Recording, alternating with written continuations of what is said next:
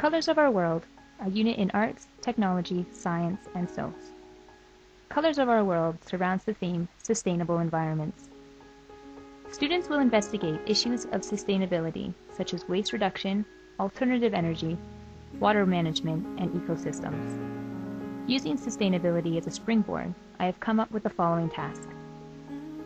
Students are to look at the colors of their natural world, and using research and experimental knowledge, extract these colors to form paints, which will be used to artistically depict an issue around sustainability. When tackling the challenge of making their own paints, students will have the opportunity to research previous methods and use them in their own designs. Paintmaking.com and hubpages.com are great starting blocks for kids involved in this challenge. They both offer suggested materials and a few recipes. Since the project relies heavily on experimentation, students will be spending a lot of time in the design and develop stages. They will evaluate their paints by testing them on paper to see if the paint produces the desired color, texture, and intensity. Students will finish the unit by using their paints to develop a personal, artistic impression about sustainability. Students will be required to draft some ideas prior to painting. This will encourage the development of ideas and give them a safe place to explore and take risks. While completing the painting, they will be demonstrating their knowledge of our theme, showing off their success in the design project, and honing their visual art skills. When all the paintings are done, students will be allowed time to reflect on the process and evaluate themselves and their peers. There are many arts competitions with environmental themes in Australia and around the world, and finding one that relates to sustainability isn't difficult. If the project is successful, students will be able to enter their work in one of these competitions. Colors of Our World uses arts, technology, science, and SOS in one integrated unit. According to James Edam, curriculum integration involves helping students see and make connections between and among subjects. It is student-centered and focuses on a theme organized around real-life issues and problems drawn from several key subject areas. Creating a sustainable environment is certainly something our Year 5 students will be concerned about in their lifetime, and students will encounter problems from several KLAs. For example, in science, how do I extract the color from the plants? In SOS, what are the current concerns relating to sustainability?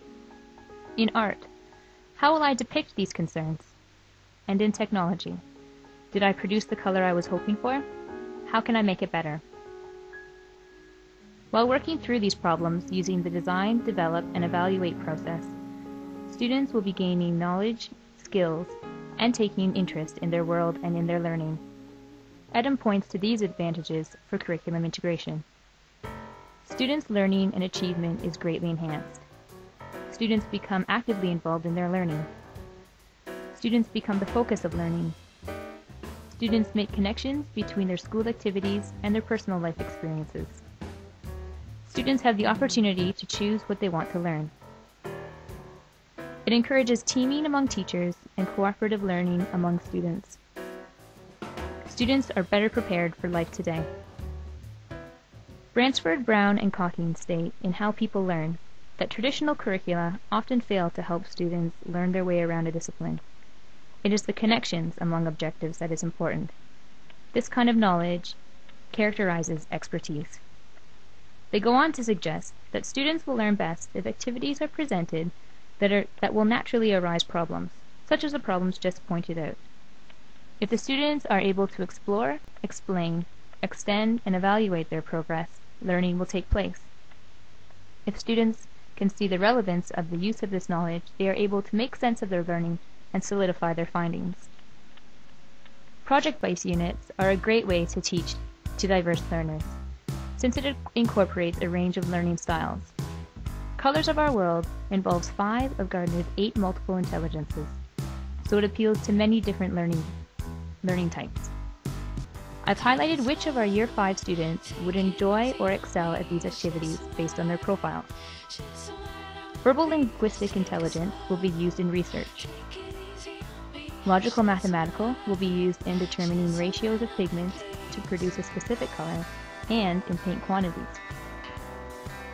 Visual spatial will be used in preparing the portrait. Interpersonal will be used in collaborating with peers.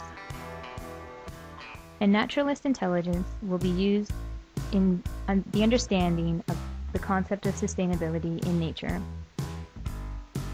Colors of Our World also covers all 6 of Bloom's taxonomies of thinking, as well as 3 dimensions of knowledge in Bloom's revised taxonomy.